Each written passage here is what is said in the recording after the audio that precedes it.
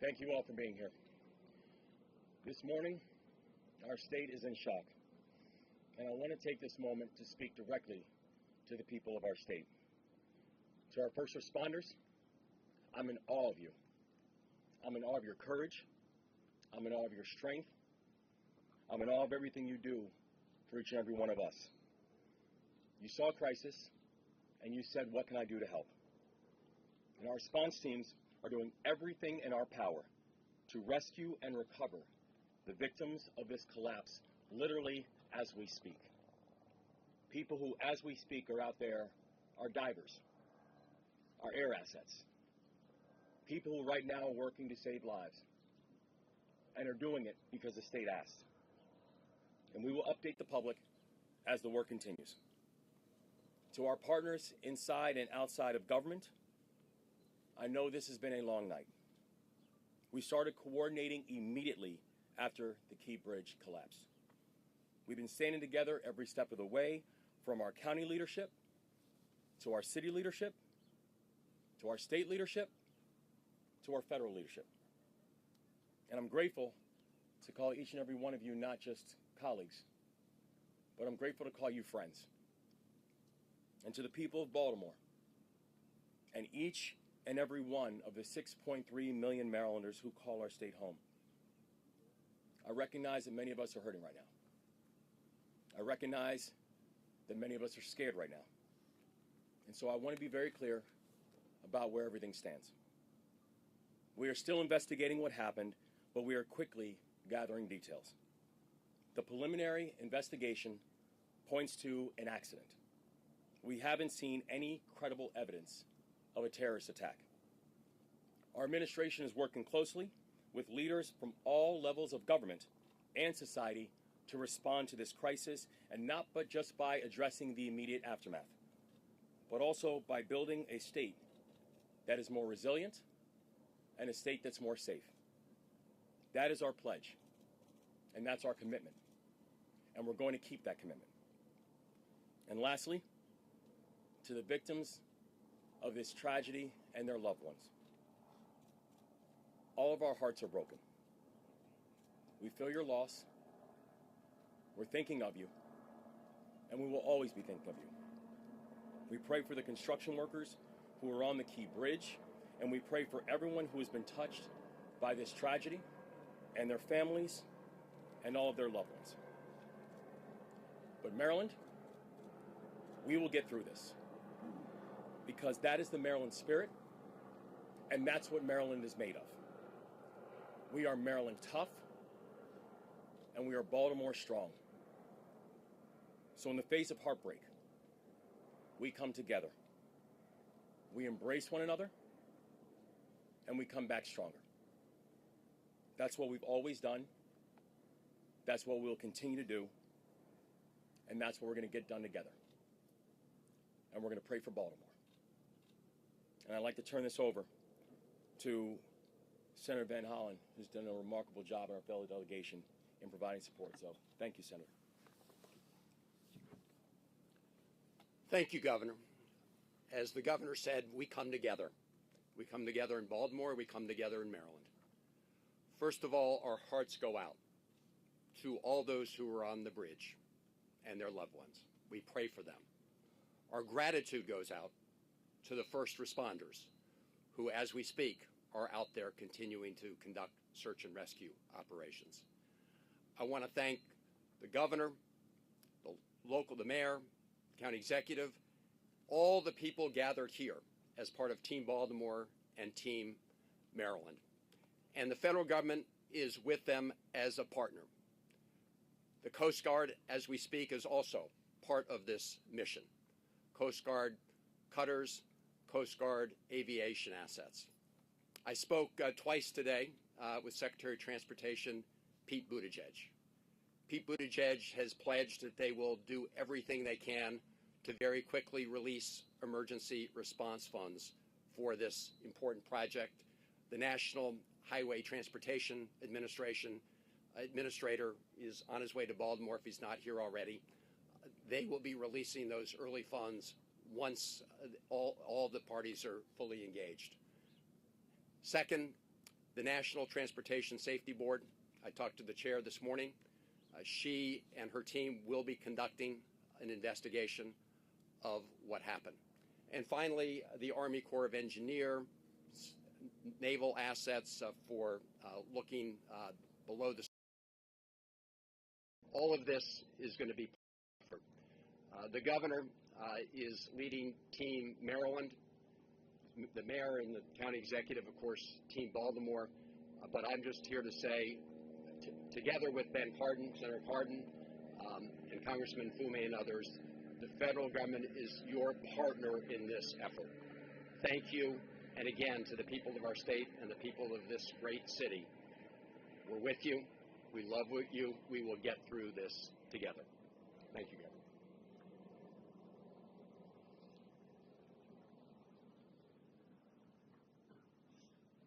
Morning again, Paul Wiedefeld, Secretary of Transportation. Just a few updates since our meeting this morning. The crew that was out there working was basically repairing potholes, just so you understand that had nothing to do with a structural issue at all in the facility. At this time, one person has been rescued, and so far, and our efforts continue in terms of that. Engineers are on site right now, determining both some of the structural issues, obviously some of the debris field, and we'll start to work that, but we'll work hand in hand with the NTSB before we take any further action in that area. With that, I did want to introduce the FBI for a few comments as well. Hello, my name is Bill Del Bagno. I'm the special agent in charge of the Baltimore field office. First and foremost, I want to say that our hearts go out to everyone that is impacted by this tragedy, especially the victims and their families. On behalf of the FBI, I would like to say that we are with you, we're with Baltimore, and we're with the partners every step of the way. The FBI, on very first, looking at and assessing this matter from an investigative standpoint, I want to be clear that there is no specific or credible information to suggest that there are ties to terrorism in this incident. The FBI has been part of this response from the beginning. We came within 1 hour to the command post and quickly lashed up with our very strong partners all along the way. We will bring whatever resources that the FBI has to bear. We've already brought our crisis response, our victim services, and just recently our underwater search evidence recovery teams are on site. And we will continue to provide all those resources as long as it takes. And as the investigation goes on, we will take it to a conclusion along with our partners. To the people of Baltimore, to the public, I ask you to be patient as we go through this and as information becomes available to us. And lastly, I want to say thank you. Thank you to our partners. Thank you to everyone who in the FBI and counts on the FBI. We will always bring what we need to the people of Baltimore, and we are with you. I'd next like to introduce the Coast Guard. Good morning. The Coast Guard is still actively searching at this time. We are using response boat crews from 2 of our local Coast Guard stations, one of our helo crews from Atlantic City, cutter crews on one of our 87-foot patrol boats. We will continue to work with our local, state, and federal partners during this tragedy. Thank you.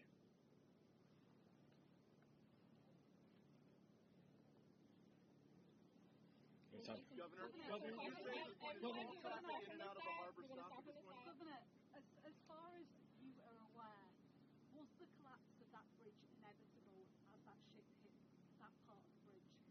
No, we're still in the process of investigating exactly what happened. So we don't have any further details about whether or not it was inevitable or not. But no structural issue with the bridge?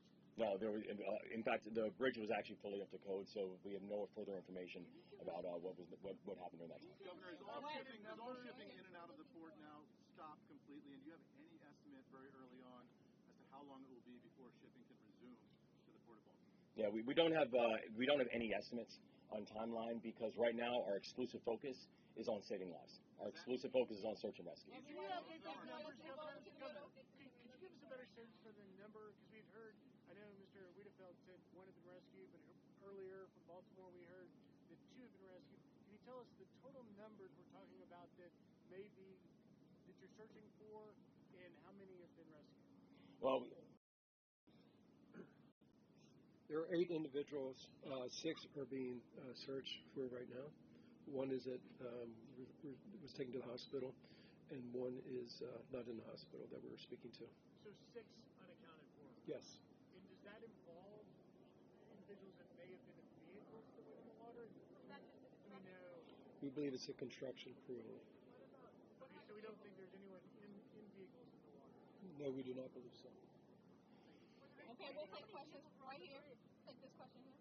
Governor, 2 questions. How quickly did you find out about what happened here?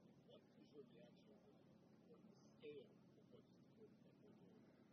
well, I mean, I think it was probably within minutes of everything, less than an hour, when I know that my phone first rang. And, first from the mayor of Baltimore and also from our chief of staff. And it was, we know the Key Bridge. I've ridden over the Key Bridge countless times. So many of us know the Key Bridge because it is our normal commute. This is a place that is a normal commute route for over 30,000 Marylanders every single day. And so to hear the words that the Key Bridge has collapsed, it's shocking and heartbreaking. And immediately the first thought and the first ideas go back. What happened to the people? Where are we? What was the impact on human life? But for every single one of us who are Marylanders, the words that the Key Bridge is gone, it still shakes us because for 47 years, that's all we've known. And so this is not just unprecedented from what we're seeing and what we're looking at today.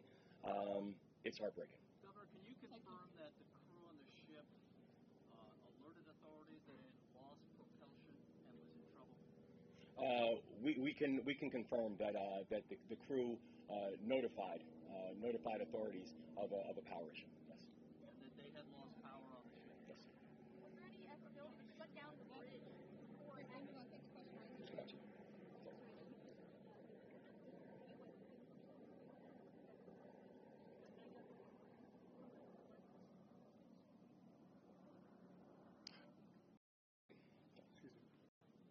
A total of 8. 1 rescued and in hospital. 1 not in hospital, but we have communicated with that person. And then 6 that we are searching for.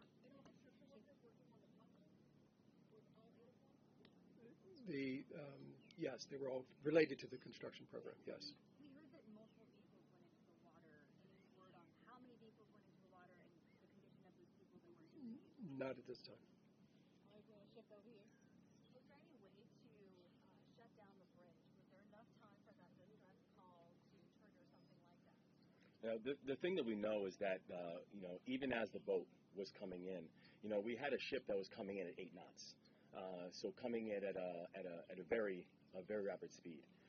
We do know that the investigation is currently going on, but I have to say I'm thankful for the folks who once the warning came up and once notification came up that there was a mayday, who literally by being able to stop cars from coming over the bridge, these people are heroes. They saved lives last night. The focus is on rescue now and humanity. But looking forward, is there any vision for how long it could possibly take to remove the wreckage, to rebuild, how it could possibly be done? Can you look into the future at all at this point? This is going to be a long-term build. It's going to be a build that's going to require every asset and every aspect. Something that I can tell you, we are going to get this done.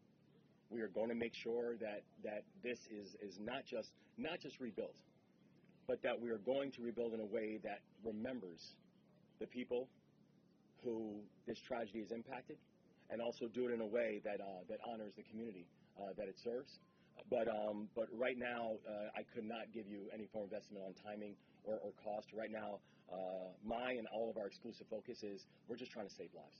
And the mayor, talk about the state of emergency locally, please. Yes, thank you. Listen, we know the governor issued a state of emergency, but we at the local level felt the need to do that too, because there may be some things that we have to encumber with our fire department and other agencies that we'll be able to pull down support for as we all work together, again, as we're focused right now on saving lives and working through this unspeakable tragedy. In the interim, I know that there's obviously the focus is on the rescue and the recovery, but this is such an important thoroughfare here in Baltimore for drivers, people trying to get around. How are they going to be able to manage while that is also going on? Yeah, so we've also already been in touch with people about alternative routes and ways people can navigate now that this tragedy has happened. And I don't know, Secretary, if you want to speak to that as well. Just to give you a sense of scale, roughly about 35,000 people a day use that facility. About double that use the Harbor Tunnel, and double that again use the Fort McHenry Tunnel. So basically, we do have those two other options. We'll make sure that we have as much personnel out there to deal with any incidents, because as you know, that can cause the backups very quickly. And we will basically put out a lot of communication on different alternatives. We're also looking at transit alternatives as well. What role will the legislature play in this response? What role will the legislature play in this response? Are there any policies, any funding that's going to be freed up in the coming weeks? Oh yeah, no. So we are, in fact, we have our Senate President here. We have members of the legislature here. The legislature is going to have a role in all of this, as will our local elected officials, as will state officials, as will the federal government. Everybody is going to have a role in terms of how we think about the rebuild. Governor, how long do you expect shipping to be closed down through the port? Do you have any estimate in terms of the port here? We don't at this point. We don't at this point. Ships are going in or out at this time. Correct. Yeah, and we don't have an estimate on timeline as of yet. Our focus really is right now on just make sure we're saving lives. One last question. Are they able to get out at all or no? I'm sorry, say it again. The ships that are the vessels that are currently docking the port, are they able to get out or no? The one that's captured under the is that Still at port. Oh, yes, that one's still at port. Yes. We'll take one last question. Yes, ma'am.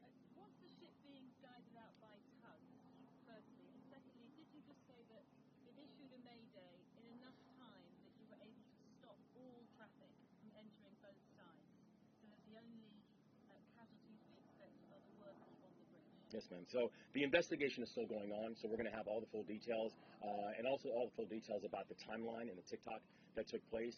But we're thankful that between the Mayday and the collapse that we had officials who were able to begin to stop the flow of traffic, so more cars were not up on the bridge. And I can There were some on the bridge, or not?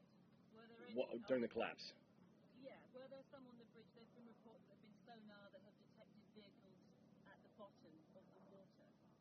As well as the 8 people, there could still be people trapped inside or potentially in vehicles. Is that correct? I think, well, the investigation is still going on to find out exactly how many people and what was the situation. But the thing that we do know is that many of the vehicles were stopped before they got onto the bridge, which saved lives in a very, very heroic way. Thank you all very much. Thank you. We'll have another update later. Thank you. This is a huge detail. We don't know how many vehicles. David, any thought on time? Thank you all. Chris speaking.